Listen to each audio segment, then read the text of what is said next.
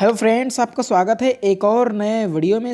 आज की ये वीडियो बहुत ही ज़्यादा महत्वपूर्ण होने वाली है, क्योंकि आज की इस वीडियो में हम क्लास 10th हिंदी के जो 20 वेरी इंपॉर्टेंट क्वेश्चन हैं इस बार के बोर्ड एग्जाम के लिए, वो हम आज की इस वीडियो में देखने वाले हैं। आज की ये वीडियो बहुत ही ज़्यादा शानदार होने वाली है, क्योंकि मैंने उन्हीं 20 प्रश्नों को लिया है जो आपके बोर्ड एग्जाम के लिए काफ़ी ज़्यादा महत्वपूर्ण है। यदि आप इन क्वेश्चन को तैयार करके जाते हैं तो निश्चित रूप से आपको बोर्ड एग्जाम में अच्छे मार्क्स मिलेंगे। तो चलिए सीधे अब हम इस वीडियो को स्टार्ट करते हैं और एक एक करके जितने भी अति महत्वपूर्ण प्रश्न हैं उनको देखते हैं। और आपको इन सारे प्रश्नों को 16 फरवरी से पहले तैयार कर लेना, ताकि आराम से बोर्ड एग्जाम में जो क्वेश्चन है वो हो जाएं और आपको ज़्यादा कुछ मेहनत न करना पड़े। तो 16 फरवरी से पहले सभी क्वेश्चंस को आपको तैयार कर लेना है बिल्कुल अच्छे तरीके से। चलिए, पहला क्वेश्चन आपकी स्क्रीन पर है।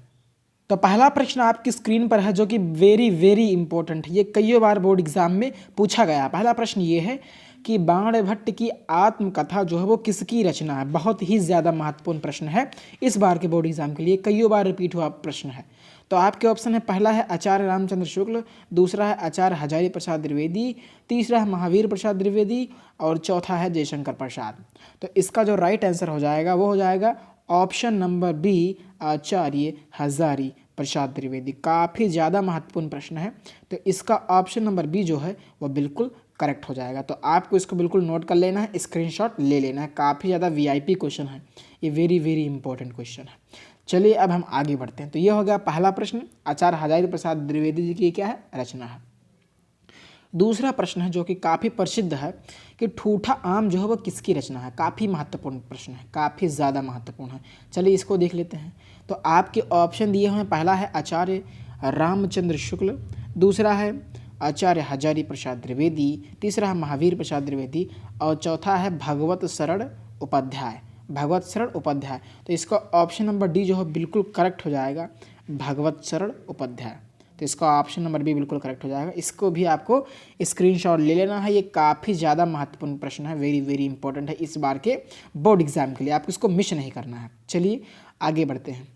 तो अगला प्रश्न आपकी स्क्रीन पर यह है कि रस मीमांसा क्या, और जो रस मीमांसा है वो किसकी रचना है। आपके ऑप्शन दिए हुए हैं, पहला ऑप्शन है आचार्य रामचंद्र शुक्ल, दूसरा है आचार्य हजारी प्रसाद द्विवेदी, तीसरा है महावीर प्रसाद द्विवेदी और चौथा है भगवत शरण उपाध्याय। यदि आप लोग इस क्वेश्चन का पहले जवाब जानते हैं तो हमें कमेंट बॉक्स में ज़रूर बताएं। तो इसका ऑप्शन नंबर जो ए है, ऑप्शन नंबर ए क्या है, आचार्य Ramchandra Shukla. Option number A जो है बिल्कुल करेक्ट हो जाएगा, आचार्य रामचंद्र शुक्ल। काफ़ी ज़्यादा महत्वपूर्ण प्रश्न है, तो आपको भी इसको याद रखना है, बहुत ही महत्वपूर्ण प्रश्न है कि रस मीमांसा जो है वो किसकी रचना है। तो आचार्य रामचंद्र शुक्ल जी की रचना है। बाकी इधर मैंने बताया ठूठा आम, ये किसकी है, ये ठूठा आम जो बताई है किसकी है, भगवत शरण उपाध्याय की है। और आगे क्या है, बाणभट्ट की आत्मकथा जो है किसकी रचना है, तो वो मैंने आपको बताया किसकी रचना है, आचार्य हजारी प्रसाद द्विवेदी की। ऑप्शन नंबर बी बिल्कुल करेक्ट हो जाएगा। चलिए चौथे प्रश्न की ओर बढ़ते हैं। चौथा प्रश्न ये है आपकी स्क्रीन पर कि चिंतामणि, यानी चिंतामणि जो है वो किसकी रचना है। काफ़ी प्रसिद्ध रचना है चिंतामणि। आपके ऑप्शन वही हैं, आचार्य रामचंद्र शुक्ल, आचार्य हजारी प्रसाद द्विवेदी और राजेंद्र प्रसाद और भगवत शरण उपाध्याय। तो चौथे का जो ऑप्शन नंबर ए है, आचार्य रामचंद्र शुक्ल जी, इसका भी राइट आंसर हो जाएंगे, ऑप्शन नंबर ए। इनकी रचनाएं बहुत बोर्ड एग्जाम में पूछता है, आचार्य रामचंद्र शुक्ल जी की। तो आचार्य रामचंद्र शुक्ल जी की लगभग जितनी भी रचनाएं हैं वो आपको आनी चाहिए। इनकी रचनाएं बोर्ड एग्जाम में बहुत ही ज़्यादा बार पूछी गई हैं। तो मैंने एक इधर आचार्य रामचंद्र शुक्ल जी का बताया रस मीमांसा और एक बताया आपका चिंतामणि। तो इनकी जितनी भी रचनाएँ हैं उस सभी को आपको याद कर लेना, जितनी भी रचनाएँ हैं। आपने चैप्टर पढ़ा ही है इनका, जीवन पर से पढ़ा होगा, तो रचनाएं भी पढ़ी हैं। तो इनकी जितनी भी रचनाएं हैं वो आपको याद रख लेनी है, बहुत ही ज़्यादा यहाँ से तो क्वेश्चन आता ही आता है, तो आपको ज़रूर से ज़रूर याद करना है। और फिर अगला प्रश्न ये है कि जो आकाशदीप है वो किसके द्वारा रचित है। आचार्य रामचंद्र शुक्ल हो गए हैं, तो अब इसका सीधा आंसर हम आपको बताते हैं।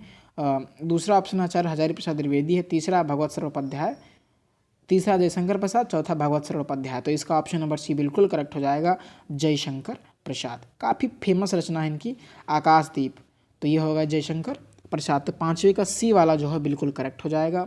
और फिर छठा है कि चंद्रगुप्त जो है वो किसके द्वारा रचित है।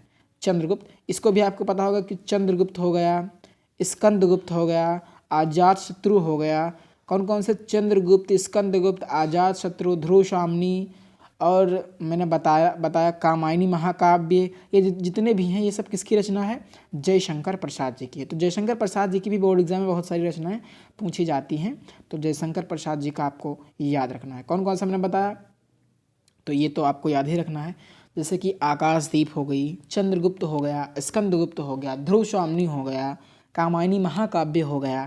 ये तो कामायनी से क्वेश्चन पूछा ही जाता है, कामायनी महाकाव्य। तो कामायनी महाकाव्य से भी सवाल आता है, कामायनी महाकाव्य भी आपको याद रखना है, बहुत ही ज़्यादा महत्वपूर्ण इनकी रचना है। कामायनी महाकाव्य भी जयशंकर प्रसाद जी की ही क्या है, रचना है। तो मैंने इधर आकाशदीप बताया और ये चंद्रगुप्त बताया।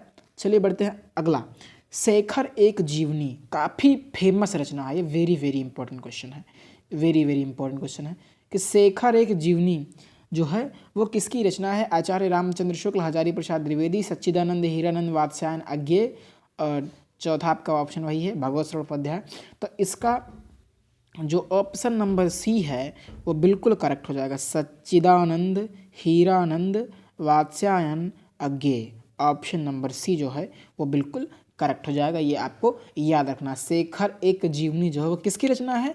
तो वो किसकी रचना है? इनकी रचना है, सच्चिदानंद हीरानंद वात्स्यायन अज्ञेय जी की रचना है। चलिए आगे बढ़ते हैं 8वें प्रश्न की ओर। 8वां प्रश्न ये है कि मेरी असफलताएं किसके द्वारा लिखित है, यानी इसके रचयिता कौन है या इसके लेखक कौन है, ये आपको बताना है। तो आपके सामने ऑप्शन वही है, आचार्य रामचंद्र शुक्ल हैं, हजारी प्रसाद द्विवेदी हैं, अज्ञेय जी हैं, या बाबू गुलाब राय। ऑप्शन नंबर डी बिल्कुल करेक्ट हो जाएगा, बाबू गुलाब राय। कौन? बाबू गुलाब राय। इसका ऑप्शन नंबर डी जो है बिल्कुल करेक्ट हो जाएगा, तो आपको बाबू गुलाब राय को याद रखना है। 9वां प्रश्न ये है कि कलम का सिपाही, किसका सिपाही? कलम का सिपाही किसके द्वारा रचित है? तो जो कलम का सिपाही है वो अमृत राय के द्वारा रचित है। ऑप्शन नंबर डी जो है बिल्कुल करेक्ट हो जाएगा, अमृत राय।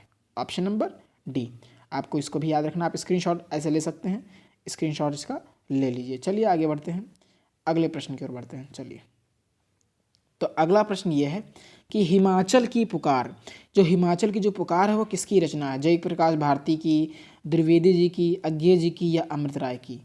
तो जो हिमाचल की जो पुकार है वो किसकी है? जयप्रकाश भारती जी की ही, आपको पता होगा। ऑप्शन नंबर ए जो है बहुत ही ज़्यादा महत्वपूर्ण क्वेश्चन है ये, तो ऑप्शन नंबर ए इसका जो है वो करेक्ट हो जाएगा, ऑप्शन नंबर ए। तो ये मैंने 10 बताए हैं, अब हम अगले 10 और देख लेते हैं कौन बहुत ही ज़्यादा महत्वपूर्ण है। तो इसको मैं एक रॉकेट स्पीड में दिखाता हूँ आपको। ये हिमाचल की पुकार हो गई, कलम का सिपाही हो गया, मेरी असफलताएँ हो गई, शेखर एक जीवनी हो गया, चंद्रगुप्त हो गया, आकाशदीप हो गया, चिंतामणि हो गई, रसमीमांसा हो गया, ठूठाम हो गया, और बाणभट्ट की आत्मकथा। ये 10 बहुत ही ज़्यादा महत्वपूर्ण क्वेश्चन थे बोर्ड एग्जाम की दृष्टि से, वेरी वेरी इंपॉर्टेंट है। अब हम बढ़ते हैं अगले 10 प्रश्न को देखते हैं। चलिए, जो बहुत ही ज़्यादा महत्वपूर्ण है बोर्ड एग्जाम की दृष्टि से। तो चलिए, पहला प्रश्न आपकी स्क्रीन पर। तो इधर मैंने टॉप 10 बताएं, अब अगले टॉप 10 क्वेश्चन ये हैं। ये भी बहुत ही धमाकेदार वाले क्वेश्चन हैं, इनको भी आपको अच्छे से तैयार कर लेना है। चलिए, प्रश्न है कि निम्नलिखित में से कौन प्रयोगवादी काव्यधारा की विशेषता है, यानी विशेषता से भी सवाल पूछता है। ऑप्शन आपके हैं बौद्धिकता की प्रधानता, विद्रोह का स्वर, सौंदर्य भावना, या डी बौद्धिकता की प्रधानता और विद्रोह का स्वर दोनों, यानी ए और बी दोनों। तो इसमें क्या सही रहेगा? चलिए, तो इसका जो ऑप्शन नंबर जो डी है, कौन सा? ऑप्शन नंबर डी इसका ऑप्शन नंबर डी जो है बिल्कुल करेक्ट हो जाएगा, ये आपको जो है याद रखना। चलिए, ऑप्शन नंबर डी क्या? बौद्धिकता की प्रधानता और विद्रोह का स्वर दोनों। ऑप्शन नंबर डी जो है बिल्कुल करेक्ट हो जाएगा, ऑप्शन नंबर डी। तो विशेषता से ये सवाल आता है कि कौन प्रयोगवादी काव्यधारा की विशेषता है, इस पर भी सवाल पूछा हुआ है बोर्ड एग्जाम में। तो आपको भी याद रखना है कि बौद्धिकता की प्रधानता और विद्रोह का जो स्वर है, यही क्या है?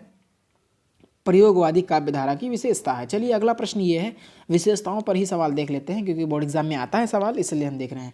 तो निम्नलिखित में से कौन छायावादी युग की प्रमुख विशेषता है? प्रकृति का मानवीकरण, चिंतन की प्रधानता, सौंदर्य भावना, या उपर्युक्त तीनों। इसका भी ऑप्शन नंबर डी बिल्कुल करेक्ट हो जाएगा, उपर्युक्त तीनों।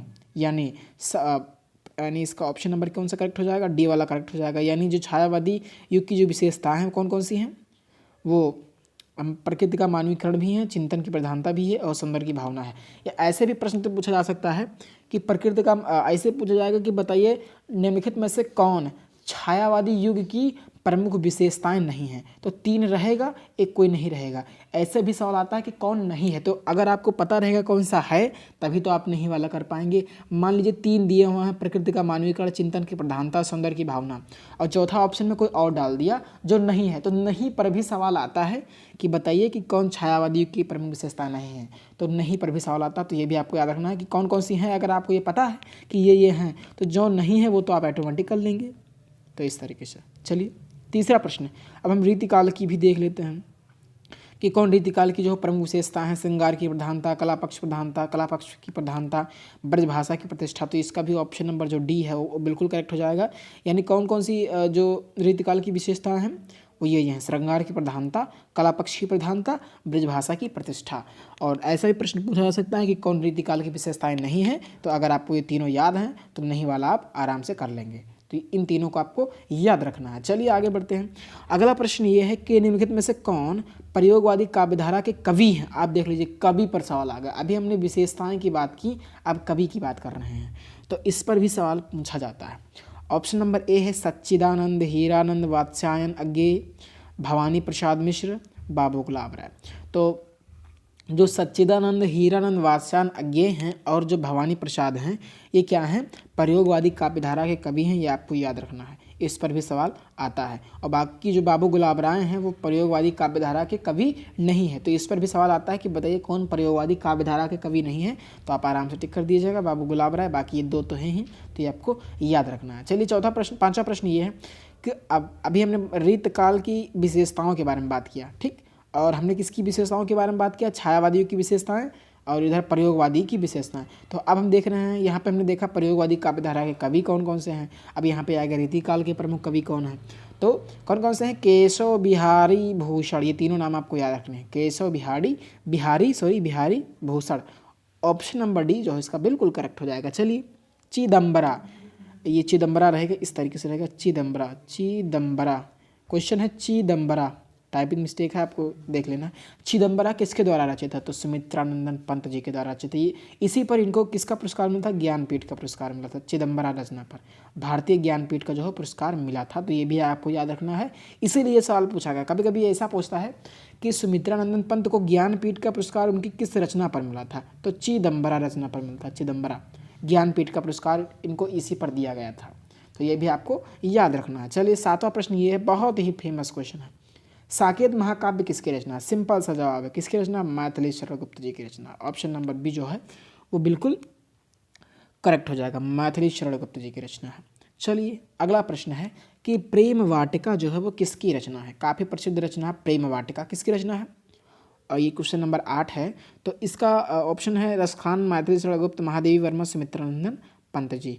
तो ऑप्शन नंबर ए इसका बिल्कुल करेक्ट हो जाएगा, रसखान। कौन, रसखान। तो प्रेम वाटिका जो है वो इन्हीं की जो है वो रचना है, ये आपको याद रखनी है। प्रेम वाटिका किसकी है, रसखान जी की है। चलिए इसको सीधा कर लेते हैं। 9वां प्रश्न है, बहुत ही फेमस क्वेश्चन है कि रश्मि रथी, यानी जो रश्मि रथी है वो किसकी रचना है। रामधारी सिंह दिनकर, मैथिली शरण गुप्त, महादेवी वर्मा, सुमित्रानंदन पंत। तो इसका ऑप्शन नंबर जो है आपका ए जो है बिल्कुल करेक्ट हो जाएगा, रामधारी सिंह दिनकर। कौन, तो रश्मि रथी किसकी रचना है, रामधारी सिंह दिनकर जी की रचना है, ये आपको याद रखना है। इसका भी स्क्रीनशॉट इस तरीके से ले लीजिए। चलिए आगे बढ़ते हैं थोड़ा सा, चलिए अब आगे बढ़ते हैं। अगला प्रश्न ये है, अगला प्रश्न लोकायन, लोकायन नहीं होगा, लोकायतन होगा, थोड़ा सा मिस्टेक हो रहा है टाइपिंग में, लोकायतन होता है। तो लोकायतन जो है वो किसकी रचना है, यहाँ पे ता छूट गया है, उसको आप देख लीजिए, लोकायतन यानी इस तरीके से लिखा जाएगा, लोकायतन जो है वो किसकी रचना है। तो लोकायतन भी प्रसिद्ध है, किसकी रचना है, सुमित्रानंदन पंत जी की रचना है। किसकी रचना है, सुमित्रानंदन पंत जी की रचना है। ऑप्शन नंबर डी जो है वो बिल्कुल करेक्ट हो जाएगा। तो ये थे 20 वेरी इंपॉर्टेंट क्वेश्चन। ये 20 बहुत ही ज़्यादा महत्वपूर्ण प्रश्न थे बोर्ड एग्जाम की दृष्टि से। यदि आप इनको अच्छे से तैयार कर लेते हैं तो अच्छे मार्क्स लाने से कोई नहीं रोक सकता है आपको बोर्ड एग्जाम में। तो आशा करता हूँ कि आपको ये वीडियो पसंद आया होगा। अगर ये वीडियो पसंद आया तो वीडियो को लाइक करें, वीडियो पसंद आया तो वीडियो को लाइक करें, चैनल पर नहीं तो चैनल को सब्सक्राइब ज़रूर करें। वीडियो को देखने के लिए आपका बहुत बहुत धन्यवाद।